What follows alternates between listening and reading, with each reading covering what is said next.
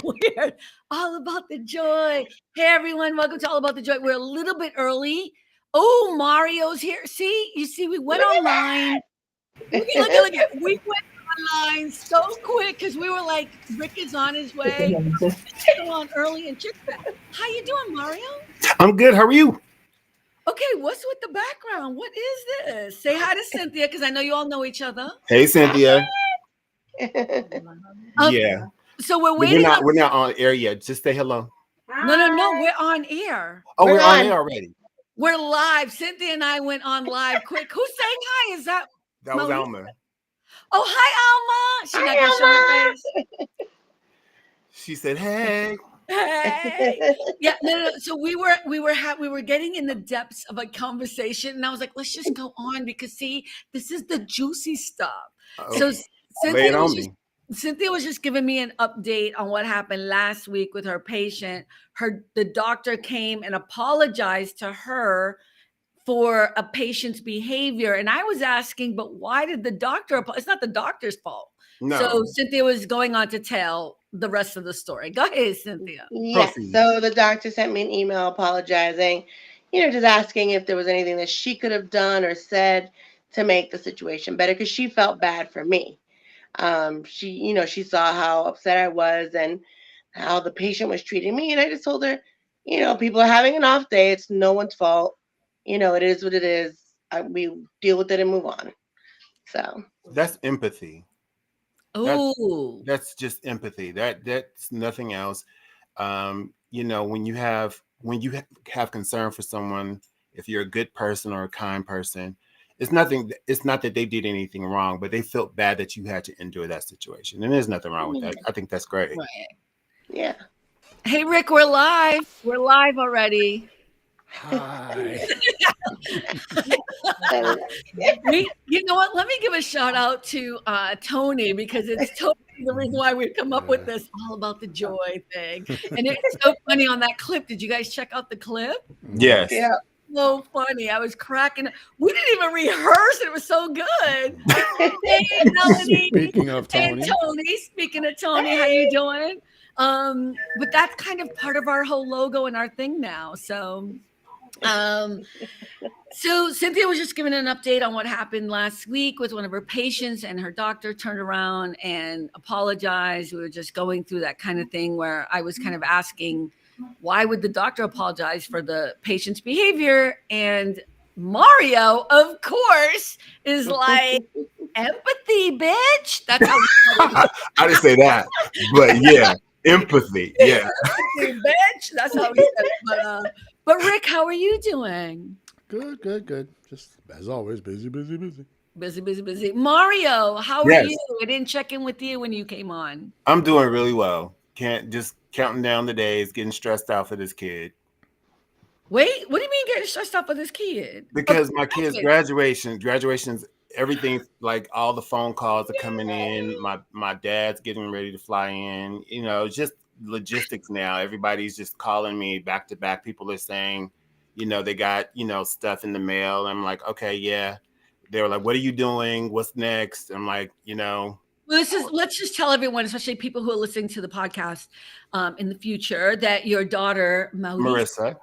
I say Mauricia. Okay. Can we say it in Spanish like that? No. Even if it's in Spanish, it's Marisa.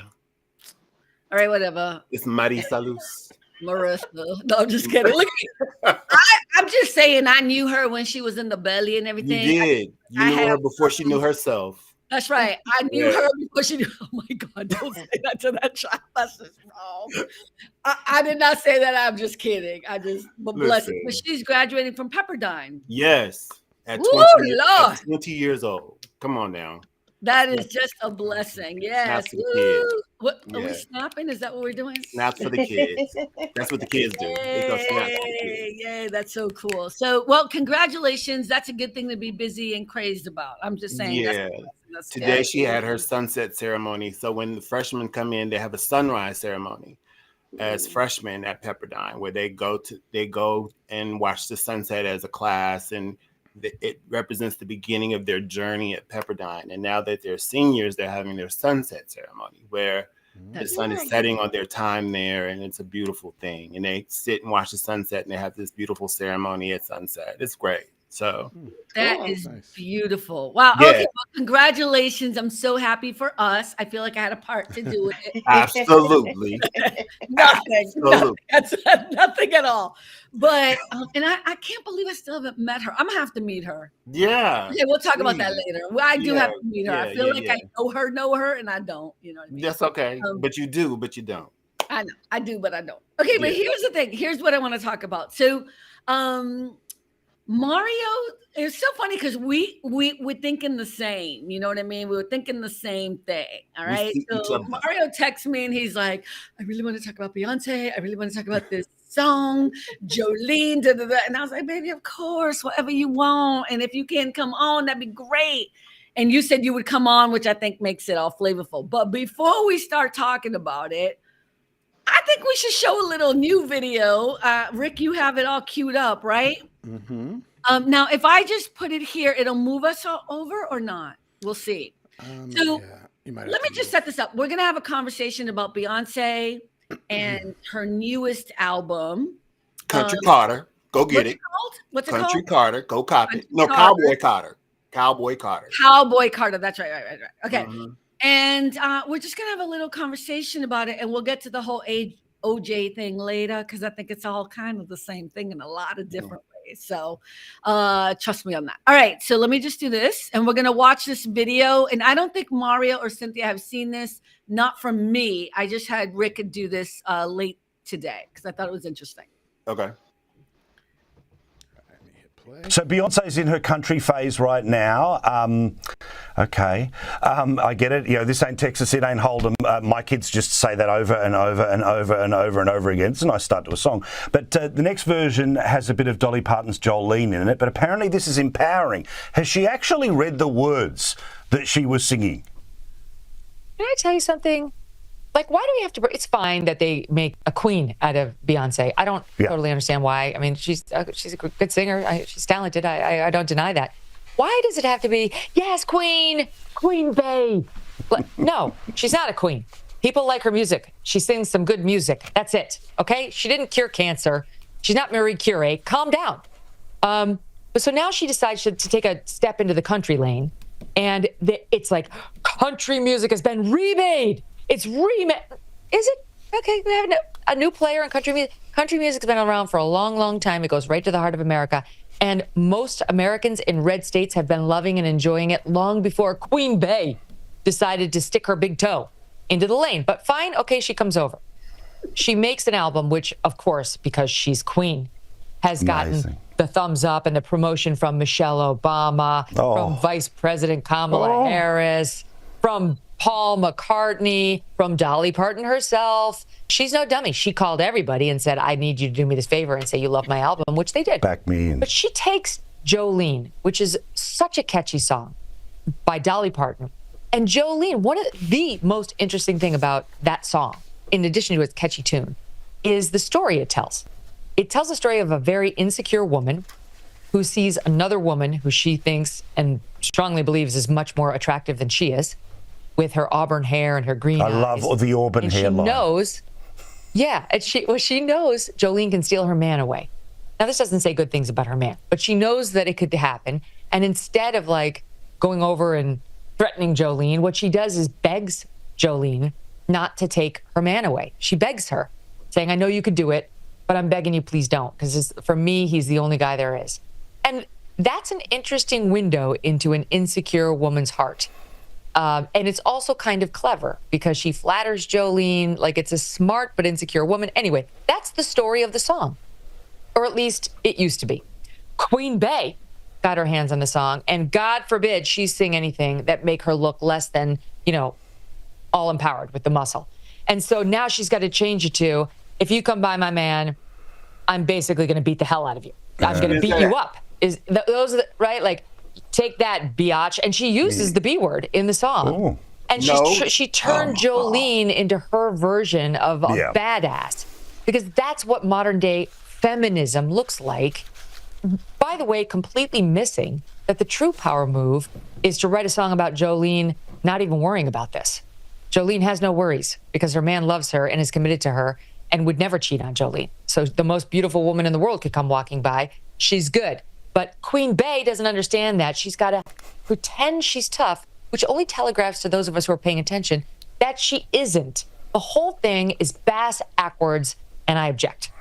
Yeah. Also, the look. You know, if this current version, the redoing ain't doing it for you, and the Dolly Parton one is a little bit too old for you, can I play Goldilocks here for a second? There's a magnificent version that Miley Cyrus did. It's very sort of low key, and she's kept on all of her clothes for most of it. It's a good version of it if you get the chance. Okay, so I'm not going to say a word. I'm just going to let Mario start. Where's Rick? Where's Rick? He Rick! disappeared. Rick, I'm sorry. I'm sorry. I accidentally clicked you off with the thing. Anyway. I'm gonna gonna play something real quick. Just No, not real quick. Go ahead. You got the floor, baby. No, we can't see it or hear it. Oh, you can't hear it? No, what are you listening to? It's Dolly P. You know that huzzy with the good hair you sing about? Reminded me of someone I knew back when. Except she has flaming locks of auburn hair. Bless her heart. Just a hair of a different color, but it hurts just the same. It's the album. Go ahead. It's that was Dolly Parton herself on the album. Mm-hmm. Speaking to her, she said, "Hey, honey bee, this is Dolly P." She said, yes. She said, basically, this is her giving her kiss of her seal of approval to the remake. And then Beyonce never called that woman a bitch. She said, I'm a bitch. Right. She said, so there's a difference. And then on top of it, when you have somebody like Willie Nelson, who she didn't have to call, he could have said no. Dolly Parton has been all over social media, giving everything she wanted to Beyonce. Then on top of that, Dolly Parton said back in 2022 that she wanted Beyonce to remake her song. So she asked for this on top of.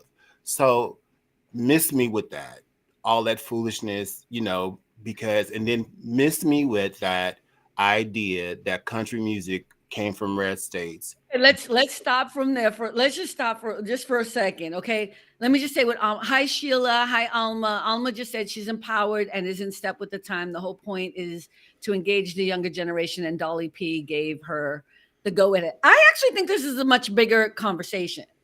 I actually don't think it's about approval from Dolly Parton or changing the lyrics a bit or whatever. First of all, I want to say to Megan, what's her name? Megan Kelly, who got canceled on NBC, but let's keep it moving. No, but it's okay. She has a right to her opinion.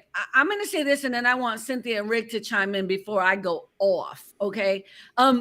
Here's my thing about Megan Kelly and anyone else who is in this kind of nasty place where they're trying to dismiss someone who created a piece of art. It says more about who you are than it does anything at all about Beyonce. Beyonce don't need no approval from anybody. She don't need no approval from Dolly Parton, from Willie Nelson, from anybody. Paul McCartney, from anybody. And let me just say this. The idea that Beyonce had to call them and ask them to help her, bullshit. She called them probably to be like, hey, I'd love to do this. I'd love to collaborate, blah, blah, blah. But this idea that Beyonce would be begging for some approval is a weird idea of what art is. Megan Kelly, what's her name? Megan Kelly. Megan Kelly, I mean, I saw that clip and I was going to send it to you all. And I thought, nope, let's just play it on the show. I want people to learn from this situation. You can be a better person when you understand nuance. Yes. Things are not black and white. Things are intricate. There is a much bigger issue going on than what Megyn Kelly is throwing out there to the public, which is bullshit to get us all riled up. She is so full of shit with what she's talking about. It's heart-wrenching to me to listen to. And that's why I played it. Hi, Ash. How are you? And Ash, I want to say something to Ash. Ash wrote on YouTube on one of our videos that she's so glad that we don't talk about race. And I told her today, do not come on here. It's a race kind of day. A race, baby. So Cynthia and Rick, before I keep going on, I'd love to get you guys to chime in. Cynthia, I wonder what your thoughts. Oh yeah, she's definitely hating. First of all, like from the back, she's hating on Beyonce, whether she calls herself a queen or not. Who is she to say that she can't call herself a queen or that anybody else calls her a queen? She is a queen in her own right. She has worked her ass off, and Dolly Parton gave her okay. I'm not a fan of the song Jolene, but you know that's my choice. That's my opinion. Everyone has their differences. That's not my favorite song on the album either, by the way. No. Yeah, and she didn't even. This Megyn person didn't even get it right, because Jolene is actually the person who's trying to take Dolly Parton's man, and she was referring to her as if she was the person who had the man. So she couldn't even get her facts straight. So well, because this is all about hate, right? It's all about hate. Yeah. Rick, thoughts? Well, my first impression was we are taking up television time to talk about what you feel about a song. Okay, this is what we're doing? All right.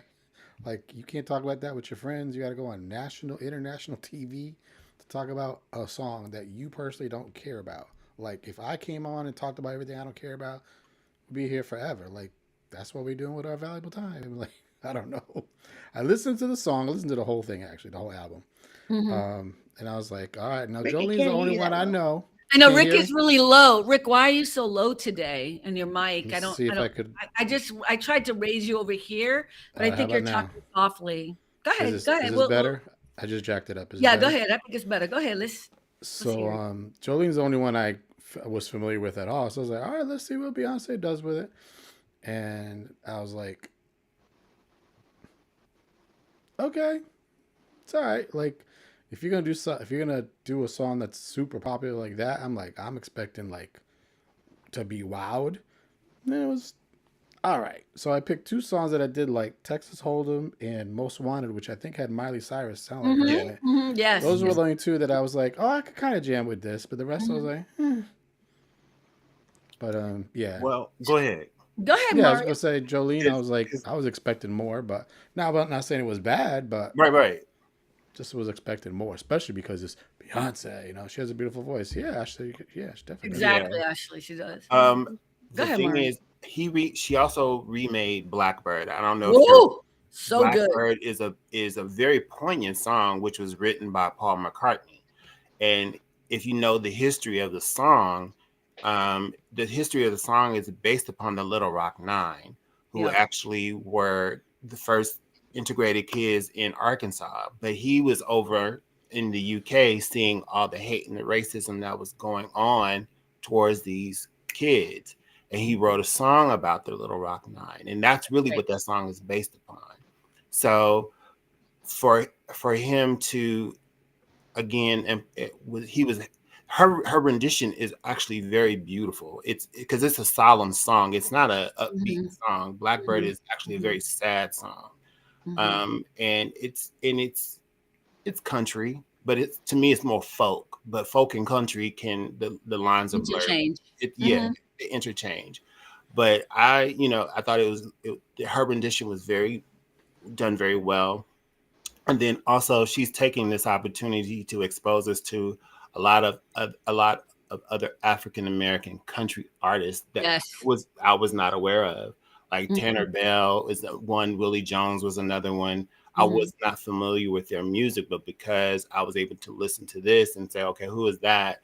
I went and Googled them and was like, oh, okay, this, I can get into it. So, because I personally am not a fan of country music in general, because it It's The just twang. It's the twang. it's the twang. And some people say country music is storytelling. Well, all music is storytelling. Yes. Everyone That's right. has a story. It's just how it's delivered and depicted. Mhm. And I believe there's a right way and a wrong way to deliver music. Every other word doesn't have to be. Well, wait. Can I just intervene? Let's just say that there's a right and wrong way for you as an individual. To receive it. Right, to receive it. Okay, let's just be clear. Because I love rap. And So do I. A lot of people can't handle rap because they can't receive it. That's not their thing. I feel the same way with you about country, but I just want to make sure that we don't want to, degrade art for other people. No. I'm not. Go ahead. Me personally, I'm not a country fan, but if you listen to this country album, it's not really a country album. And then Beyonce. Didn't Beyonce say that it wasn't a country album? She said it's not a country album. She said it's a Beyonce album. That's right. There you go. But because all of this controversy and all of this stemmed from when she went on the Country Music Awards, the CMAs, with the Chicks. And at the time, the Chicks were blacklisted, and she brought them out and she performed with them. And people were all in an uproar. People are walking out during a performance and protest, because. Okay, wait, but Mario, let's talk about what that really is. And I understand that we don't normally talk about politics and race on this show. And I talked about that in my latest podcast, but there are going to be times when we need to talk about it. And as long as we do it respectfully and kindly and with respect, I'm okay with it, but it's not our everyday thing. But why do you believe that the album that came out stemmed from that performance on this? I kept saying the CMTs, but the CMAs. Mm-hmm. What's your thought process on that? Well, that's layered. I know there was some controversy with the Chicks at the time, and they were an issue within themselves. Right. And then Beyonce has been pigeonholed into a category of an R&B singer or, whatever. And she's quote unquote not country. So that was a second part of this. I don't want to say it's because she's a Black woman, because you know what? And you know what? I'm gonna say it. So I'm gonna say it. I'm sorry. Well, the only reason I'm trying not to say that is because I don't want to be disrespectful to the other Black artists who are country artists. Like, right, but here's the thing. I wouldn't. But I disagree with you. And I'm not gonna fight with you. No. Here's my feeling. I didn't even know, other than Hootie and the Blowfish guy, whose name I still don't know. Darius Rucker. I don't know any other Black country person except that Beyonce just turned around and right. So, but they're not so fantastical that I know them. No, I don't know them. So why is that? What is the layering of this situation that we as a public are just finding out about some of these artists who happen to be Black, right, who are in country music? And by the way, I didn't know until Beyonce's album that country music started in the African American community in slavery times. Like, it came from Africa, not in Africa. It came over, right? The whole banjo conversation. And here's what I'm trying to say to white people, and I'm saying white people. I know this is painful. When we are just learning new things, when we are understanding and having the ability to be smarter about where things originated, we should embrace that, not push it away. This is a fact. This is not hearsay. This is not pretend. And I am angry that I keep having to learn new things about my country. I am angry about, you should be angry about it too. You should be angry that you don't know this shit about country music. Go ahead. I'm sorry. No. I mean, it's country music as a whole. It's just not it will never probably be my favorite genre, but I'm open to learning more about it only because of the artists that I'm discovering through this. and it's opened my eyes to the different forms of country music. It's not just I know, but just because people the are black twang and doesn't mean I have to like their hee-haw. music. Wait. But I'm just gonna say, just because black people are doing country music doesn't mean I have to like it. I had a No. conversation with Billy, my brother from another mother, and he was like all up in arms about Beyonce this, Beyonce that, and I was like, Lemonade. Like I'm a huge Lemonade fan. That's one of her albums. If you don't know, she's had 8 albums. Okay, like full on amazing albums. And my favorite is Lemonade. And what I was saying to him, because he's you never were mad, weren't you? You said you was angry. You know what? An angry chick. If you like Lemonade, you was mad all the time. I know. That was an angry album. But, it was an angry album. You was but carrying it wasn't back angry. stuff. It was so good. It was so amazingly done. And it was so the thing about Beyonce is she's so layered. She's so intricate in how she presents her music. And I'm gonna say this and piss a lot of people off, but Prince is the only other artist that I think can get at my heart in the same way that Beyonce, and Beyonce isn't one of my favorite artists. Right. I'm not a Beyonce like crazy person, but when No. I listen to Beyonce's entire albums, and I do because I respect her, I think she's amazing. I'm shook by her ability to write and sing and put together something, and her fashion. It's all of it. She is a genius artist. Yeah. And the idea that someone like Megan Kelly or whatever the fuck her name is, can't call her a queen. Nobody's calling her a motherfucking queen. Like Beyonce isn't walking around calling herself a motherfucking queen. No, she doesn't. We call people queens because we revere them. Like that's the weird thing about the Megan Kelly thing. It's like, girl, you don't even get what queen means, bitch. Why are you even talking about it? You don't even get it. It's not even a black thing. You don't even get the honor in it, bitch. You don't get it.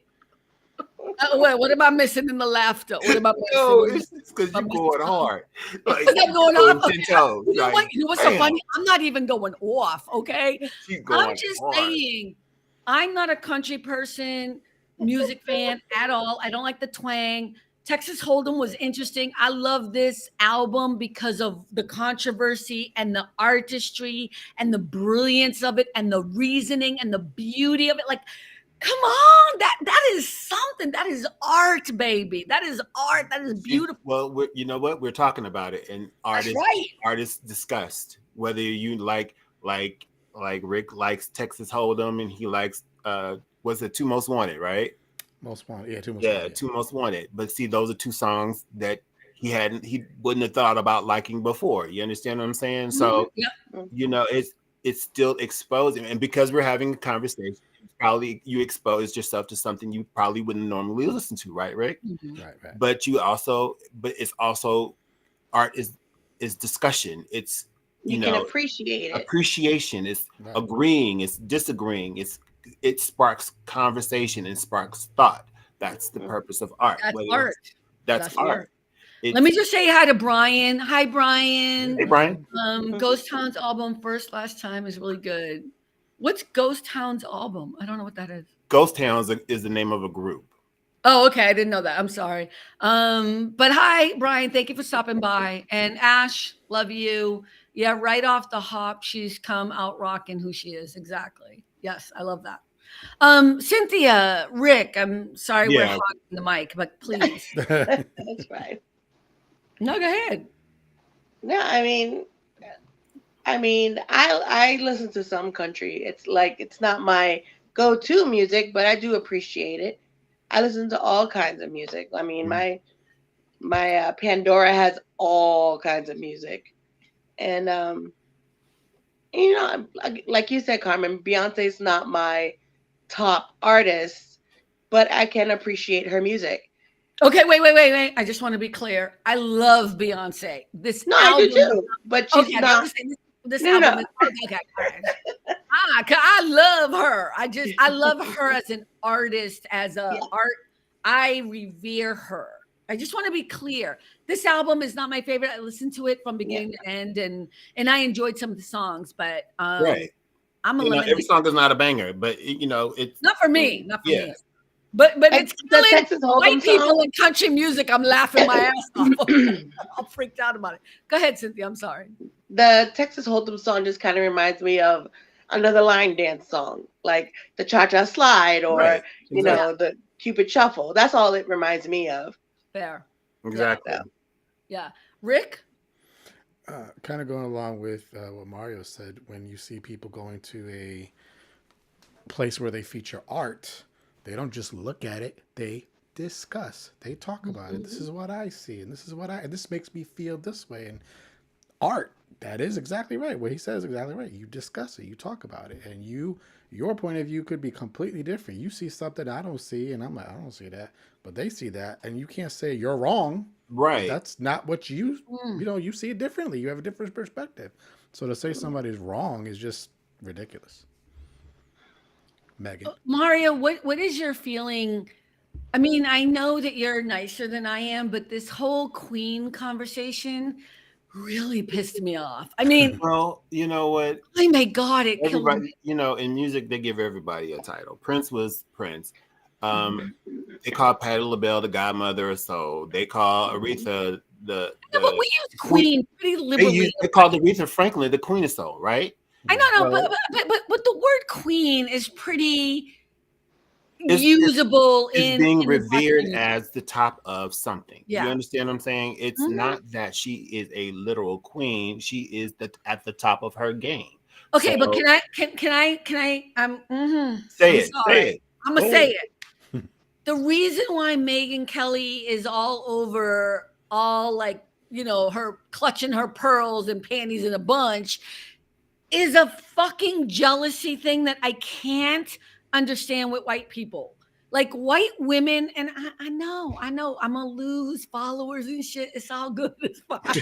But because I can't be who I'm not, I can't do it. No, it's nothing wrong with Why that. would you be so upset and angry about somebody being called a queen? A queen is an honor. Yeah. It is something that we bestow on somebody that we respect and feel has done something brilliant and amazing. And the fact that, man, if I knew Megyn Kelly, I swear to God, I would sit down and have a conversation with her. Like, bitch, you just made yourself look so motherfucking stupid. But not to her base.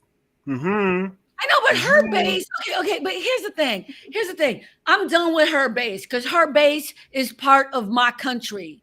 And I still have faith in the people in my country that they are good and decent human beings and they understand nuance. They do. We keep thinking that these people are stupid as fuck. And that's why Megyn is doing what she's doing. Brian, you're right. Calling anyone royal title is just a sign of respect. Completely. Brian, exactly. You get it.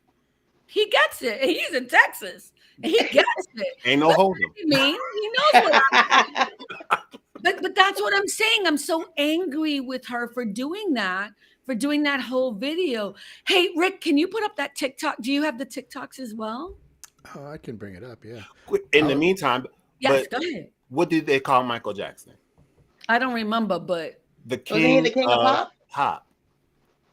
Okay, but I think that's a different thing. Okay, let me. Same thing though. No. Let's be honest. Calling someone the king of pop is different than we call people queen. What I felt was happening with Megyn Kelly was she was upset with the terminology of queen. You know what I mean? Like that's what I heard from that whole clip. She was bothered by it.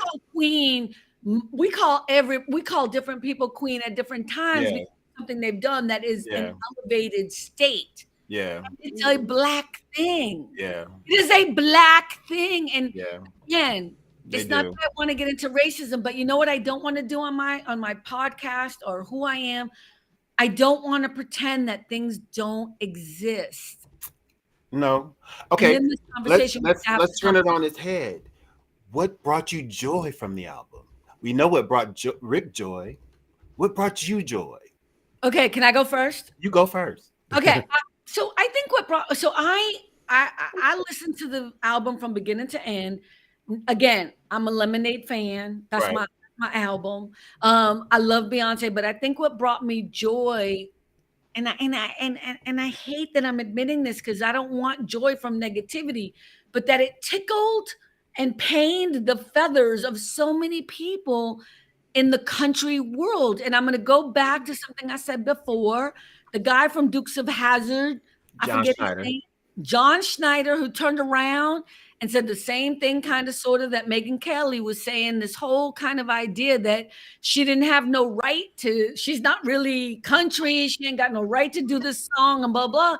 But in the same breath, in the same interview, as being like, oh, right, Shania Twain, when she did that song and pop, that was fine. Right. Exactly. Like, so my joy in this album is that it's making us have the conversations.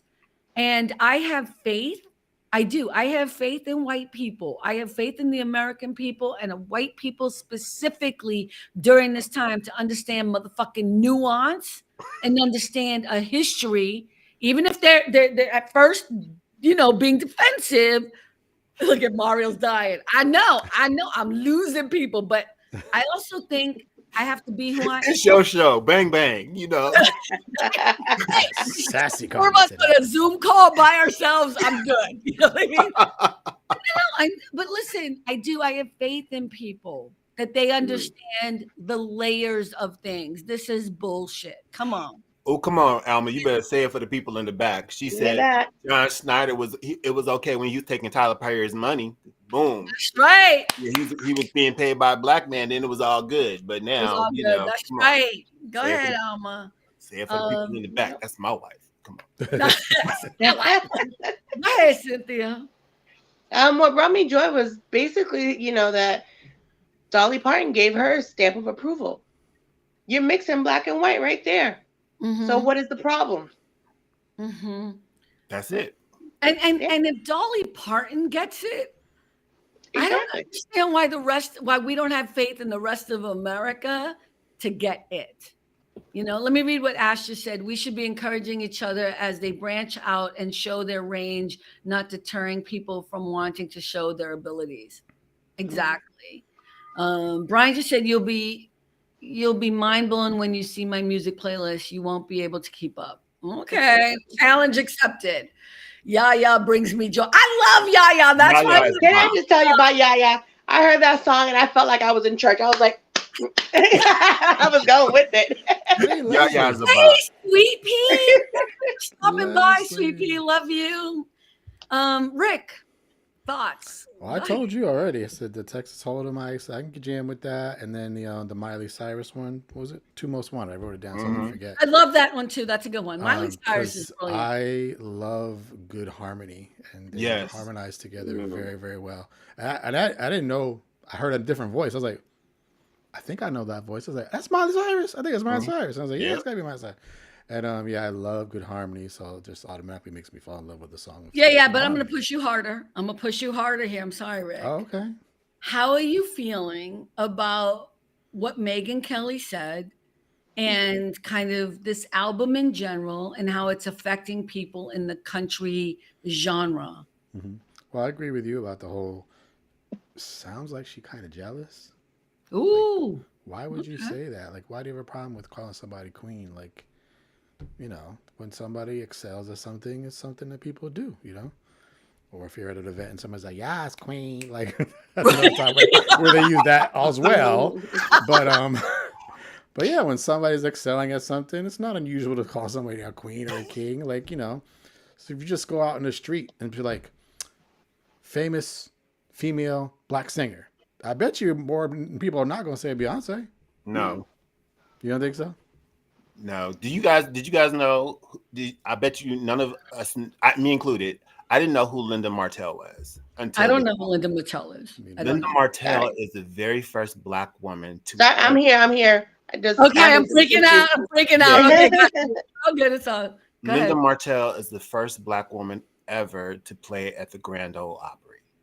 And she. Oh, I do know her name. You're right. Yes. Go ahead. And if you listen to the album, she's in several of the interludes. Okay, got on this Cowboy Carter album. And I was like, who is Linda Martell? And again, went to go look her up, and mine was blown. I'm like, oh wow, that's history right there on the album. Toby, hi. Welcome, Toby. Go ahead. And then the other thing is there's the interlude with Willie Nelson, which I think is hilarious. Yes, it is good. He's playing the DJ. Yes. He says, if there's one thing you can take away from our set today, let it be this. Sometimes you don't know what you like, and then someone you trust turns you on to some real good shit. He said, and that, ladies and gentlemen, is why I'm here. He said, up next on the Smoke Hour is Just for Fun by Beyonce. Yes. So, I mean, like, come on now. He said, sometimes you don't know until somebody introduces you into it. And that's what she really kind of did. That kind of summarized this album for me. She really introduced me to a lot of people I just would have never heard of. And I think it's dope. And can I say this? This is, again, a little bit on the negative, but I feel it in my heart to share. Mm-hmm. Look, we revere people when they die. And what I mean by people is, I mean Black people. So people in the white community are all about Muhammad Ali. Oh, Muhammad Ali is amazing. He's great, whatever. But they forget Cassius Clay, who became Muhammad Ali, was hated because he wouldn't go into war. He wouldn't go into the military, and he was vilified. We do the same thing with Martin. And when I say we, I'm talking about white people. Okay. Like we, not me. Y'all hated Martin Luther King when he was alive. And I don't mean you personally. I mean, white folk hated him because of what he was doing. But now that he's dead, we all up in like Martin Luther King Jr.'s business, like he was the savior of.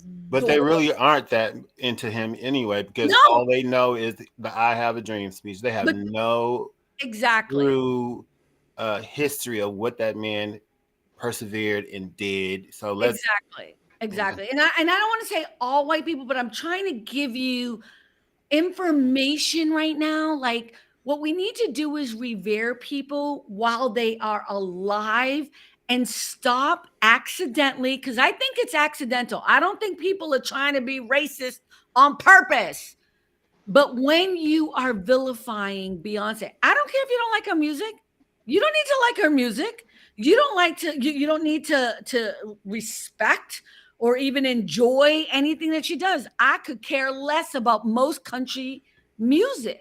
But when you turn around and are evil and you don't see the nuance and you dismiss her, that's when I have a problem.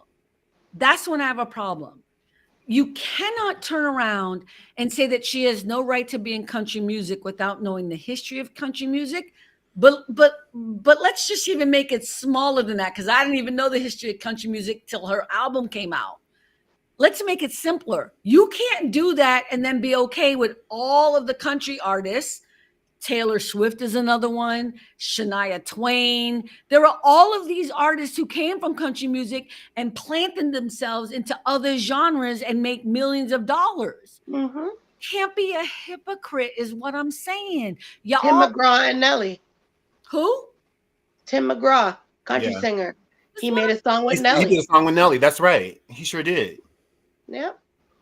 But we are better than But Nelly also did another country. He did another country song with another. It's a group, right? It was. He had 2 country hits, which he was the first rapper to do that before. Look, here's the funny part. I don't know enough country music people to even be saying it, but we know the people that made it in pop music, in hip hop or whatever it is. Here's the perfect example of the roles being reversed. What's her name? Maren Morris. She started out.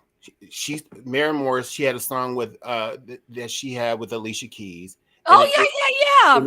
Meet Me in the Middle. Right. Mm-hmm. That was an R&B. That came out as an R&B song, but people didn't have any problems when she went right over in the country and she became, he said Cowboy Troy was accepted. I don't know who Cowboy Troy is. Who is Cowboy Troy? You want? Okay. We need music. Tell us the song, because we don't know who Cowboy Troy is. Let me Google him, because I don't know Cowboy Troy. All in my head, Toby. Oh, he's a Black guy. Okay. She must have heard us talking about Prince. So she's like, Yeah, no, somebody but talking about Prince. I saw, you know what? I was on TikTok and Toby was live and I went on her live for a minute. I was at work and her and Tony were on, they were talking. And I just I don't need know to if you can see him or not. Toby is a very beautiful woman. Just gorgeous woman. Okay, what are you showing us, Mario? That's Cowboy Troy. Well, because of my screen. That's Okay, Cowboy Troy. and what about Cowboy Troy? He said Brian says he's accepted in the country music. But why wouldn't he be? It seems like a lot of black artists are. I mean, there are a lot of black artists out there. But is his point that Cowboy Troy was somebody in other genres? Because I've never heard of him, but not that I'm the music aficionado, but I don't. Yeah, and there's another young man. He was just on Dancing with the Stars. He's a cowboy. He's a black country artist, and I've seen him before. Huh? Brown. Kane Brown didn't know he was black until he was almost an adult. So, so let's start there. Woo! I'm just gonna start right there. Cynthia, you see I'm drinking my.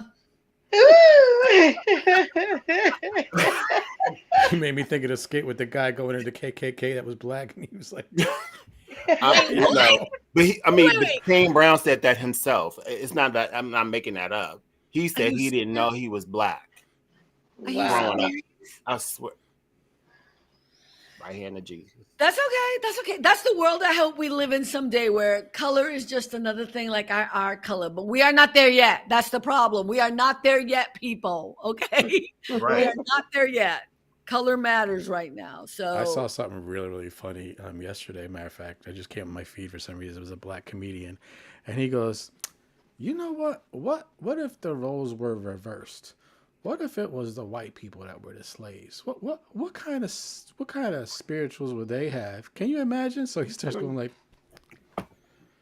"Just a small town girl living in a lonely world." I was dying. It was so funny. It was so funny. Rick, can you segue into showing the TikTok of the You second? want both? The second one? Yeah, show the second one because that's kind of funny. I mean, I guess we could show both, but show the second one first. Can you do that? And I play chicken with the train. Okay. I thought it was relevant. I don't know. I don't see it anymore. The name of the song is cracking me up. Yeah, right. Hick hop, right? Oh, I saw this one. Yeah. I sent this to everyone, right? Yeah. Yeah. Let me go ahead. Yeah. Yeah, go ahead. Jolie, bitch, Jolie. I'm one of your girl, you best to not come from my man. Bitch, Jolie.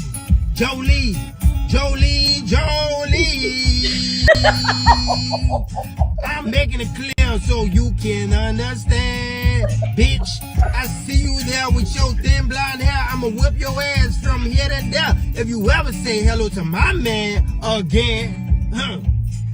I know my man is fine as hell, but that is mine, bitch, can't you tell? You don't compete, so you can't compare. You don't even got no derriere.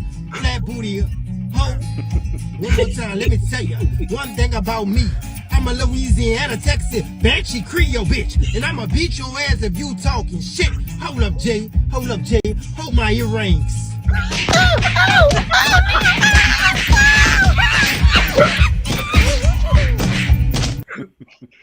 Now, mind you, Okay, so maybe this was the version that Megyn Kelly was talking about. Right. For those who are listening to us and can't see us, it says what white people are here, what they hear when they hear Beyonce's version of Jolie. Yeah. So funny. Can I just tell you, I was crying. It was so funny because it's like that's not what I heard, but But that's what they're hearing. I'm like, I didn't hear that. Okay, but wait. Can we have a nuanced conversation? Do you think that it's possible that white folk, it's just hard to be in a situation where they're constantly being told now that things are different than what they're used to understanding? We've been lied to about our history. You know what I mean? Like, what do you think about that? The word purist comes to mind, and that goes on so many different levels. You're gonna have to explain that. I need you to explain it.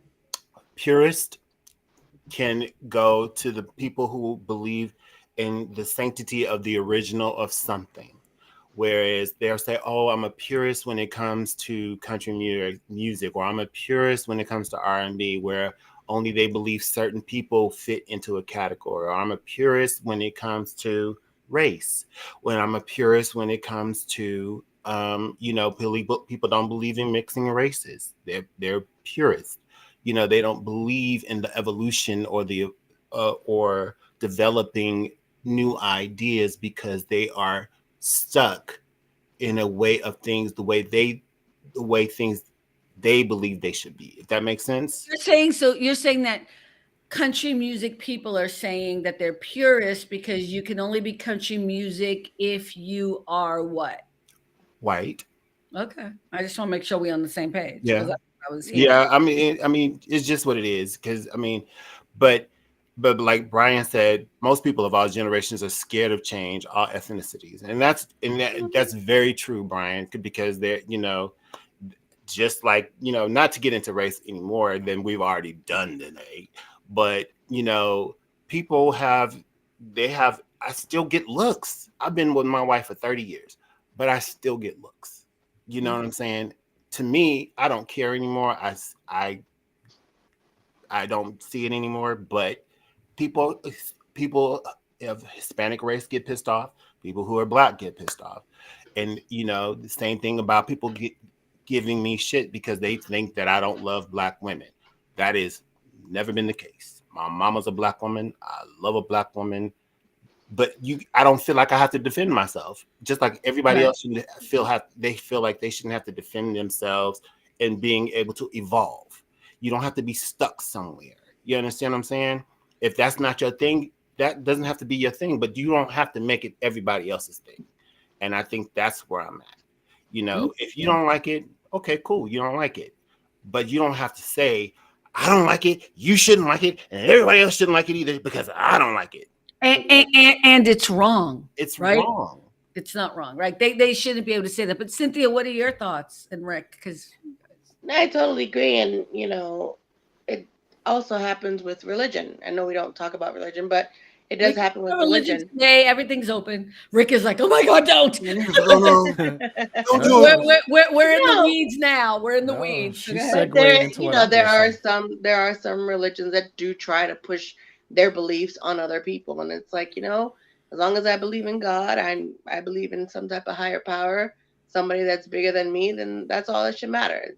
You shouldn't care what my beliefs are. And, you have your opinion. That's it. Rick? Yeah, there's an interesting thing in the Christian music community. I especially remember even when I was younger. So when I was first getting into my belief system, right, all there was country, bluegrass, everything Southern, gospel. They didn't have no modern version of Christian, nothing. Now you got everything. But there was a time when like hard rock Christian started coming into play, and then rap started coming into play. And I was like, a lot of people, I thought this was very interesting. Well, you got some people, they didn't like neither one. No, that's not of God. That's not of God. Some people were like, oh, rock is cool, but rap, no, that's of the devil. I'm like, why? And then even one preacher who was pretty famous literally said he was not going to have a guy. He didn't know he was a rapper, not have a guy come to his church once he found out he was a rapper. And he's like, no, that's not of God. I'm like, you are so stupid. But one thing I noticed looking at the lyrics of the rock Christian and then the rap Christian, the lyrics of the rap blew me away comparatively to the rock. The rock was just like basic. But the rap stuff, I was like, ooh, bars, what? Say it again. It was deep stuff. Yes, right? Absolutely. So they're still preaching the word of God. So it's like, who cares how they're doing it? It's coming out. How it's packaged. It doesn't matter how it's packaged. Exactly. There's a guy on TikTok, I don't know if you guys have seen it, who does a version of preaching about God to Texas Hold'em. To Beyonce's song. And it's beautiful. Yeah. I just, like you said, even with the gospel music, man, the purists of the Winans and Shirley Caesars of the back in the day, man, when Kirk Franklin first came out, they were in the uproar about Kirk Franklin. Come on now. Mm-hmm. Yep. That man is still delivering a message. It doesn't matter how it's wrapped up, as long as you're getting the gift. Right. And the thing that would really tick me off, even to this day, it still does, because I still see people doing it in the churches. They'll say, God doesn't like that kind of music. You ain't God. You ain't God. Sit down and shut up. You don't like that music. Wow. You don't like that whatever. It's not God. Shut up. Go ahead, Rick. Preach. Oh, it ticks me off. Sorry. Yeah. Come on now. Let me just he got heated. said, Rick hey, is in the building. Come on, Rick. Get Rick going. Said, hey there, I see many Indian Punjabi artists collaborating with hip hop rappers and singers like Sia? Is that how we say it? Sia. Uh-huh. I think it's a beautiful thing that artists integrate their talent in different genres. Gigi, thank you. Absolutely. Gigi, another perfect example is Missy Elliott and Get Your Freak On. That's right. Yes. Oh, that's a good one. That's a good one. Yes. Alma just said exactly. We are to share the good word with all people. And look at, just for all the atheists out there, I do have atheist people who follow my channel. Yes. Look at, whatever works for you is fine. I think my whole thing about what's happening now, whether it's this whole thing with Beyonce or whatever situation, when it comes to issues of race or things that we in our gut just automatically start to be defensive about, please check yourself. There is nuance to everything. And I know white people are having a hard time. I said this in my podcast last week. I did a Carmen talk, and I got some feedback, and I know people listened to it. And I know it was a little bit hard to listen to, but here's the thing. We are in a world right now where people are just automatically, quickly, without thinking, without doing the actual work, reacting to shit. Mm-hmm. Your hate for Beyonce is stupid. You don't need to hate Beyonce. Beyonce is one of the geniuses of our time. And I'm not like a Beyonce crazy person. I'm not part of the Beehive or anything. But the idea that if you go back with an open heart and an open mind and go back and listen to all of her albums, which I own all of them, if you listen, she is a storyteller, and she's a great storyteller, and she's a historian. I know people are going to be all freaked out because I said that. But she does something that a lot of artists don't do. The only other person I think of that touches me this way is Prince. Mm-hmm. I know people are going to be upset. People are going to be upset. Like, don't you dare Beyonce, Prince.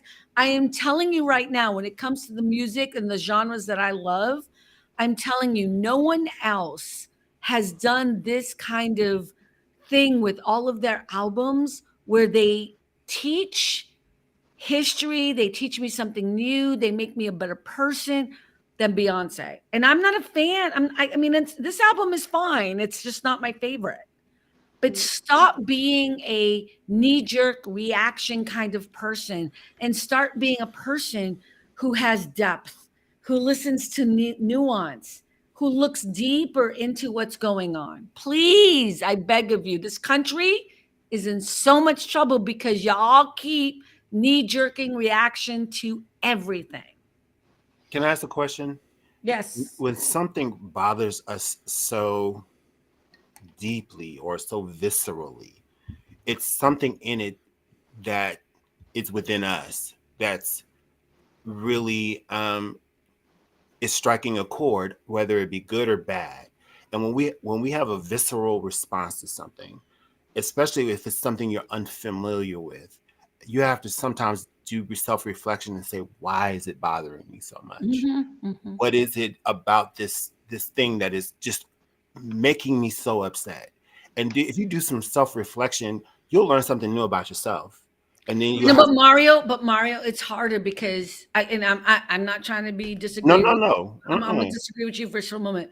I think white people are going through something right now, and what they're going through is real. They're going through something which is they have always been right, in power, correct. They've been they've been the inventors of everything. The history is the way it was taught to all of us, and now they're being told all of that is wrong. All of that is wrong. That is not true. The country music thing is a great motherfucking example. Even I didn't know that country music wasn't a white thing. So I learned something. And they're mad about it. And rightfully so. But instead of being mad about being lied to, what's happening is they're rejecting the information. You know what I mean? Like, and that's what's infuriating. When I learned about Tulsa and I learned about Rosewood, and this happened during the whole fucking Black Lives Matter march, I was pissed at my country for not teaching me the truth about what happened to Black communities that were of wealth and trying to establish themselves, and were already established with their own income, with their own Wall Street, Black Wall Street, with their own abilities to create, and then they were totally killed, literally bombarded by airplanes and bombs and decimated. When I learned that as an American, as a person who is a patriot and loves their motherfucking country, when I learned that, I was pissed. So if I'm pissed as a person of color learning that shit, white people are having a come to Jesus moment. And for the atheists, whatever that is for you. But I'm just saying they're having a moment that is really hard. And I fucking get it. I get it to the ability that I can. Yeah. No, I watched a show. Oh shoot, I wish I could remember what the name of it was, and it was showing the Tulsa thing, because it was like a time travel thing, and they went back in time and they went into the Tulsa. What do they call it? Tulsa. Black Wall Street. But wasn't there like a Tulsa massacre? Not massacre. Yeah, it's called Tulsa Massacre. That's what it's called. So I was like, I watched it. I was like, oh wow. And then I was like, I've been listening to people talk about the show, and they're like, yeah, that was a real thing. I was like, wait, what? Yeah. And I was mad because I was like, wait, why is this not known? Like, this is crazy. Yeah. This is crazy. I had to find out from a TV show, history, not in school. No. That's right. I was mad. Well, only reason I knew about it is because my grandparents taught me about it. What a blessing. I'm glad that you knew that, because I didn't know nothing. Yeah, I grew up knowing about Black Wall Street and about that, because it was, you know, for people of the South, you know, a lot of our stories are told through our ancestors. That's right. And so therefore, and it was important to share the stories. Now, some of the accuracy, you know, right, but you get the general gist of, and then you can go back and verify for yourself. Right. But yeah, it definitely. And then another group of people were made aware of the Tulsa massacre was through Lovecraft Country. That's the show. Yes, that's the one. That's the one. If you watch Lovecraft Country, which is considered a horror genre, but it was still the massacre of all these Black people, you know, and you got to see part of that in there. But for sure, you know, it's I think people are just mad because our history is being whitewashed. Well, no, it has been whitewashed, but now it's coming to fruition what a truth is. And I think Black folk in my life get mad at me because I'm trying to have as much compassion as I can for white folk who are learning something that I think is detrimental and painful to their idea of who they are in this country. Right. And I think that's fair. I don't think that's a bad thing to acknowledge. Like I don't hate anyone in this country. I love my country. I have faith in the American people, even though they let me down over and over and over again. But I still have faith. And here's what I'm saying. We're all learning the truth about the United States. And I think the best thing we can do is embrace that. Yeah. Embrace that and become the country we can actually be by embracing it. By the way, Black and people of color and indigenous people, we're not going anywhere. We're not going anywhere. We're here. So this idea that somehow you can keep denying it, and I'm going to go back to the Megan Callie thing, whatever the fuck her name is, because I'm so pissed about her because she has a platform. She is the epitome of what a white woman is. You know what I mean? Like everything about her. She's white. She's beautiful. She's smart. She's got all these people following her, whatever. And to get up there and say what she did, I wish I knew her because I would call her and be like, dude, what are you doing? You have all this power. What are you doing embedding this crap? You know? This is the stuff that annoys me. The kind of fueling of the continuous racism. And that's what she was doing, is continuing and fueling racism. You can put lipstick on it, you can put a bow on it, you can call it whatever you want. But her jealousy and her racism was shining brightly. And I think we have to acknowledge that and realize that there's a fear in the white community that's valid, but you know what? Get over it, move on, and let's just figure it out. I don't hate white people. I love white people. I do. I love white people. But we have got to figure it out to be really true great. To be the great country we thought we were, we actually have to move through this part of us. And the reason why I call it racism is because it is. And y'all know the nuances of it. This whole hatred for Beyonce is about racism. It's about racism. This is not about Dolly Parton or about Paul McCartney or about her being in country or whatever. It's none of that. At the end of the day, if you sat with yourself, wrote in your journal and really had a conversation, this is about racism. You're angry that a Black woman made country music, who is an amazing artist, and walked into another genre. And made history. Let's not history. She made history. Number one album, number one country album, number one single, all number ones, all in the same week. By the way, the reason why she has made history in country music is not because of me. Is because of country people listening to her motherfucking country music, bitches. Mm-hmm. God, get a grip. Brian just said, welcome to political science. Everything you learned in high school is sugar-coated. Welcome to the real shit. I listened to my professor. Amen, Brian. Amen. Really? For real. Yeah, and I'm sorry. You look at, I know this podcast is billed as something we don't usually talk about racism and religion, but here's the other thing I know for sure. And on my Carmen Talks, I will talk about whatever I damn well please, and you don't have to listen to it. But I also can't be authentically myself. And this conversation is about race. It really is. And to shy away from it would be crazy. We're smarter than that. We're nuanced. You know what I mean? Go ahead, Mario. Sure. No. Listen, that was just, it was on my spirit. I felt like I needed to bring the topic to the table. I brought this up. It's not Mario's fault, by the way. My fault. Don't at me either. Alma brought up the whole making of the Green Book thing, and that's a whole movie in and of itself. Which Wait, did I miss something about Alma? She said it also that show also touched on the making of the Green Book and why it was so needed. That's right. So that's a my movie grandmother had a Green Book. But why don't one of you explain what the Green Book is, please? Well, there's a funny part in the show where, so basically these are places, restaurants you can go where they're okay with Black people, basically. And hotels. It's not just hotels, restaurants. Places you can go. You can go there. They're not going to try to lynch you, right? Yeah. So in the show, they went to this restaurant because it was in the book. Didn't know that it got bought out by somebody else who was not pro-Black people. And so they're sitting down, they're like chilling, like everything's cool. Then all of a sudden the girl goes, I gotta go to the bathroom. And she hears the guy saying, yo, a whole bunch of Black people, just 3 people. Black people came in here. Y'all need to get down here. And she came back. She said, we got to get out of here right now. Like, we got to go now. And I was like, wow, that's so crazy.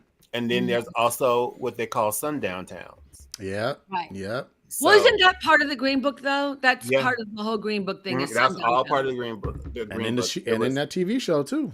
Hotels, restaurants, gas stations, cities. It was a path through the South to get all the way through safely. And you had to be out of these sundown towns to make sure you stay alive to see the next day. Yep. This was something that was told between networks of people of color, so you would know where to Yes. go and where not to go. Let Where me not just to say, go. growing up in Boston, sorry, I love you, Boston, but Cynthia, you know what I'm going to say? We kind of had our own little green book without actually having written down. Like you Yeah. knew growing up where you could go and you couldn't go. It was very well established. If you know after dark yeah. or whatever, and if Like somebody right now. knows, right, Like right now where I live. you live in South Boston. I live in South Boston, it's basically all Irish. So back in the 70s, early 80s, I was growing you up. couldn't come to South Boston looking like me, Carmen, like Unless you were were with a white person. So I would go with right. Al Carrier all the time, or I would be with somebody who was white, because I used to hang out in South Boston, but only with other white people. I would never go. So it's the same kind of thing. You knew as a person of color where you could and could not go. And that's part of what all this is. And here's the thing, white America, I'm saying this on purpose, we need to know our history, because the only way we get better as a country and as a people is to understand a truth. This isn't about me being hateful to white. I love white people. This isn't about me. I want us to know our truth, because we become stronger as a nation, as a people, when we know the truth of who we are. Yes. You know what I mean? Alma just said, I have a friend in San Diego that says they have a sundown town. You do. Oh, absolutely, in San Diego. You do. Melanie just said, so many people have crossed over from one genre of music to another. Beyonce, the latest. I don't see the problem. Thank you, Melanie. I agree with you. Hey, Audrey, Hey. welcome. Audrey is Cynthia's sister. Hey, Audrey. But there's also people of color who are not supporting Beyonce's country song. Have you seen a TikTok video of a woman who's in her car listening to music with her daughter? Beyonce's song comes on, the Texas Hold'em. The mother says, oh no, this is not happening. So she changes the station, and the daughter was like, what the hell? Well, bravo to the daughter. You know what I mean? Like, bravo to the daughter. Yeah, I mean, there's a lot of people who have angst, but I think we can get past it. I think people need to move through it. I mean, I think that's why we're having the conversation, Mara. I think that's why you wanted to have the conversation. 100%. Yeah. It's just about, now, mind you, Texas Hold'em was playing a lot. And there's another meme. It was another meme where the lady is it's a black and white video, and the woman, she goes to the Victrola, and you hear Texas Hold'em playing, and all of a sudden she takes the record off the Victrola and smashes it. She says, if I hear that song one more time. That's right. Yeah. My God, this was such. I'm sorry. Hey, Audrey. I didn't mean to. Go ahead, Audrey. Go ahead, Rick. I'm sorry. I think this doesn't apply necessarily to everything, but in a lot of things, if you have a problem, you have a problem. You have a problem. Woo! Say that. Say that to the people in the back. Say it You have loud. a problem. You have a problem. Come on now. Woo! Rick is my co-host. Go ahead, baby. Woo! Go ahead, Rick. Go ahead. That was good. Yeah, you know what? But here's the thing. I have faith in the American people. I do. If Andrea was here, by the way, she's on a flight still and she was delayed, she would probably be like, oh, Carmen, they're so crazy. I think she's kind of a little bit lost faith in the American people. I still have hope. I love my country and I still have faith in us. I think we're great people. I think it takes us a long time to get wherever it is we need to be. But once we get there, we're solid. Look at Mara. Mara's like, I have faith. But wow, we are at 1 hour, 13 minutes, and we did not talk about OJ. Oh. We still can. Deuces. Woo! Well, let's talk a little bit about OJ. Go ahead, Mario. Why don't you throw in? Go ahead. I said what I said. Deuces. What's deuces mean? I don't even know what that means. See you later. Bye. See you later. Bye. I mean, I don't, because he's so divisive rather. Either people like he didn't do it or he did it. I don't know. I wasn't there. I'm not on the jury. I don't care. I wish his family, peace and solace because he was still a father. He still had children. I hope that his children are at peace. I hope the Goldman family is now at peace because, that was an ongoing thorn in his side and their side. So, shout out to the Goldman, shout out to the Simpsons. Let everybody be in peace. And it's now over.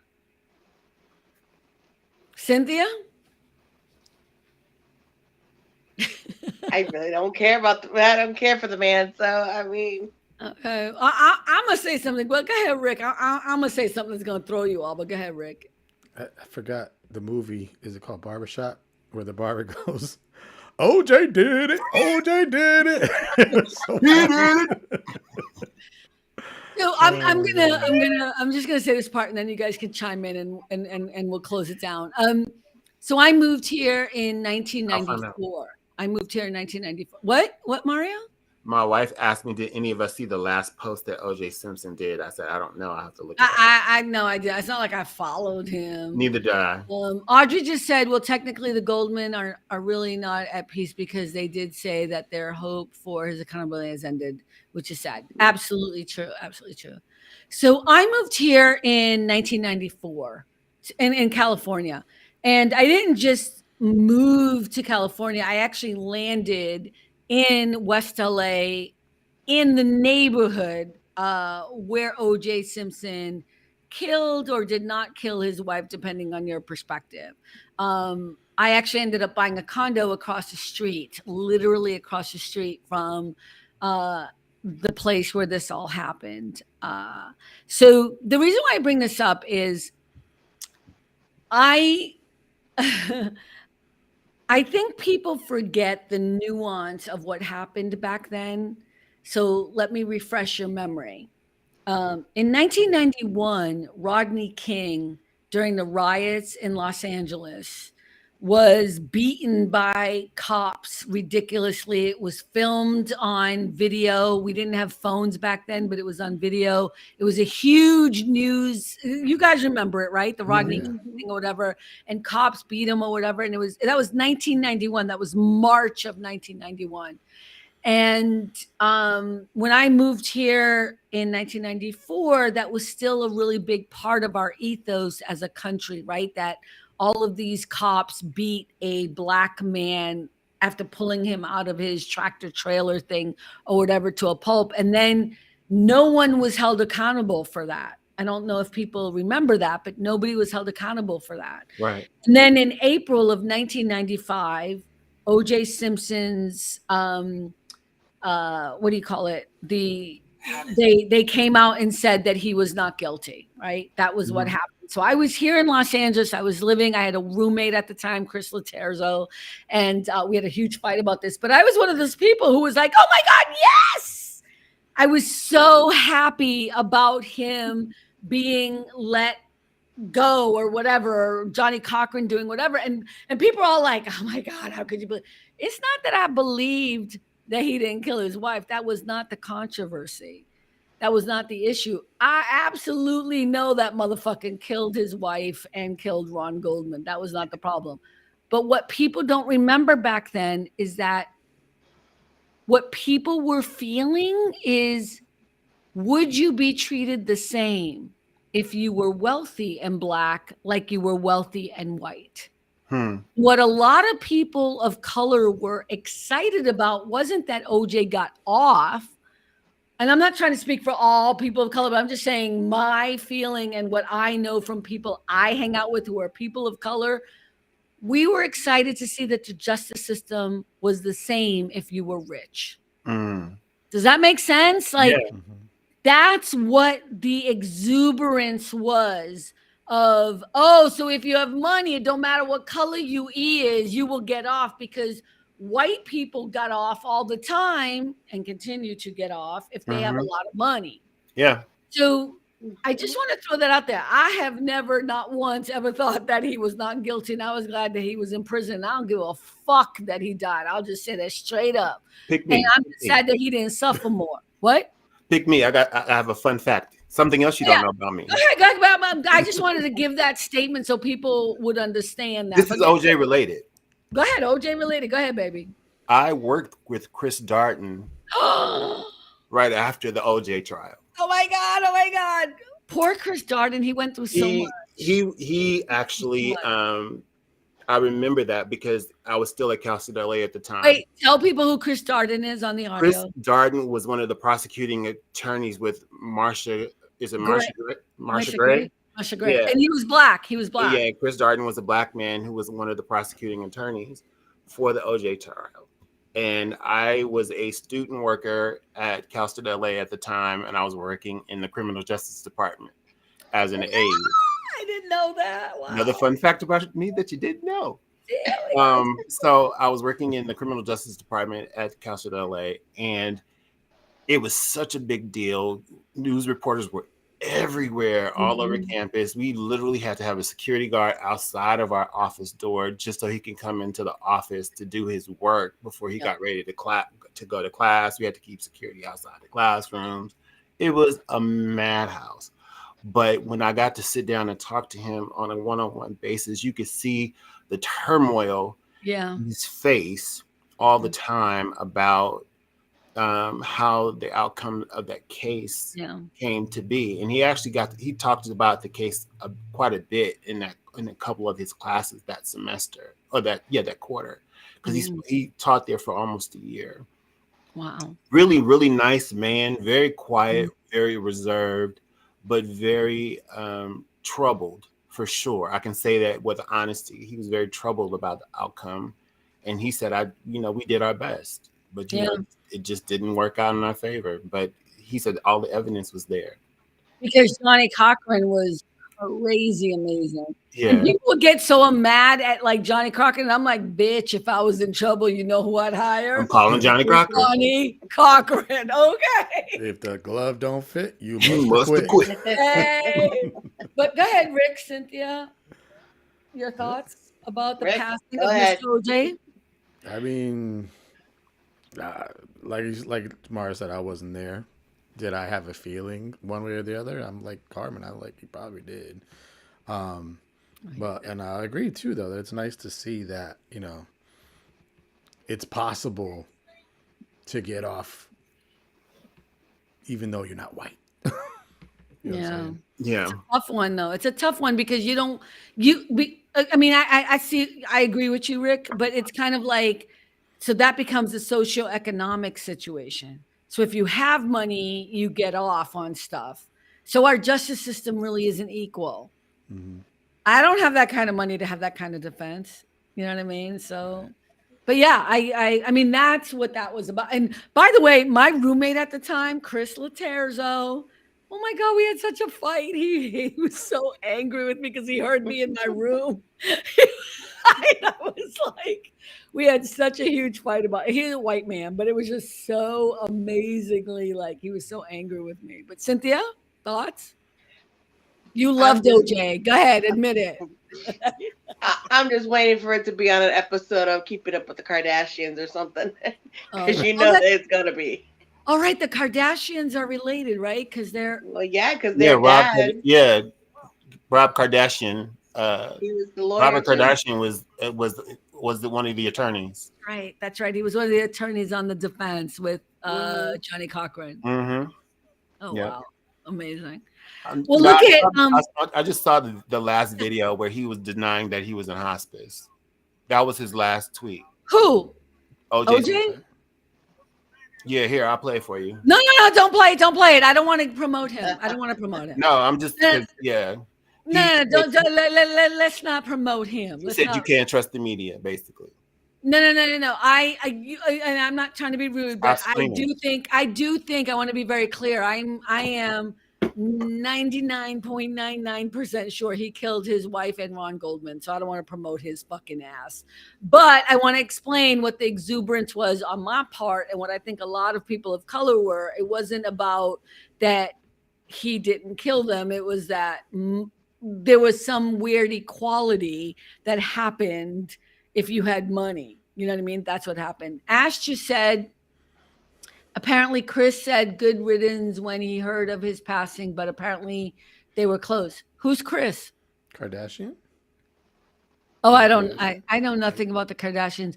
Audrey Yeah, said, well, if it's Chris with a K, then she's talking about Kardashian. oh, okay. Or Audrey Jenner, said, well, rather. technically the Goldman are really not at peace because they did say, oh, I read that already. Right. Yeah. I feel bad for Ron Goldman. So when I first moved here, I think Charlie and I talked about this a little bit. Charlie Matera, who we had on the private lounge, we met at there was Mezzaluna, which is the restaurant that she left her sunglasses at.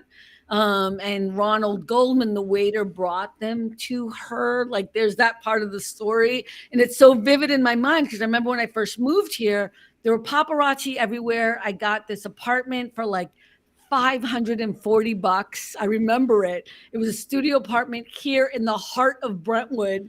And it was because nobody wanted to really live here anymore because there was just so much drama going on. I was like, I'm in. I had just moved here. I'm in. And it was just kind of an incredible time here. It was horrible, sad, and yeah, I'm pretty sure, without a doubt. I don't think I would bet everything that he did do it. Brian said, so I shouldn't trade my truck in for a white Bronco. No, that would be no. Woo! No. Hey, so we're almost at 1 hour, 30 minutes. That went by so fast. Mm-hmm. You did. Wow, that was a great topic, Mario. I would have never talked about Beyonce, so I'm glad you brought that up. Thank you. Melanie just said Robert Blake died last year. Do you think he was guilty? Who's Robert Blake? Yeah, he went, but Robert Blake went to jail for. Who's Robert Blake? He played Beretta. Yeah, what was he guilty of? Beretta.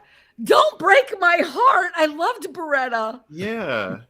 What did he do? I can't remember his crime, but yeah, I remember that whole thing. Hold on. Melanie, we're going to follow up on the next episode next week because I don't even know what you're talking about, but I'm so sad. I'm heartbroken. Yeah. Hey, but everyone, we're almost at the 1:30 mark. So I just wanted to say, first of all, thank you, Mario. Love you. Thank you for coming by. I appreciate you. Cynthia, as always, hey. Rick Costa, you know I love you, my man. You're so brilliant. Thank you, everyone. And let me just give a shout out again to people on LinkedIn who I keep getting so many followers, and I'm so excited. Thank you. I appreciate the emails. I appreciate the DMs. We are working on swag. A couple of people have asked me for T-shirts and hats, and somebody asked me for my my hoodie. I'm going to hook it up. I'm going to do it soon. I swear. I promise. What, Mario? What? I asked for my swag a long time ago. I know.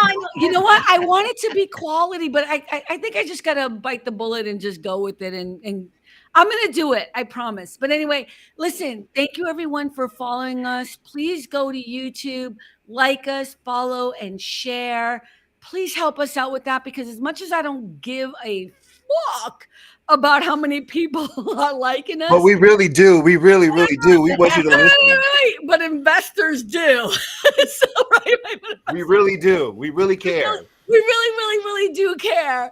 I'm going to be better about it. So please, if you could do that, I really appreciate you. And I appreciate the likes, the share, the comments. And I don't know why everyone emails me, but you can also just put a comment somewhere. But I'm okay with you emailing me directly. It's all good. In the words of Rick, smash that like button. Smash that motherfucking like button, bitches. Smash the crap. Wow. That's probably not going to work too well. That's not going to work. Bring it back. Too much. I'm still trying to come up with it. Yes, smash the like button. Really? Just a little bit. Thank you, everyone. Have a great night. We'll be here next week. And remember, it's all about the joy. Bye, everyone. Bye. Bye.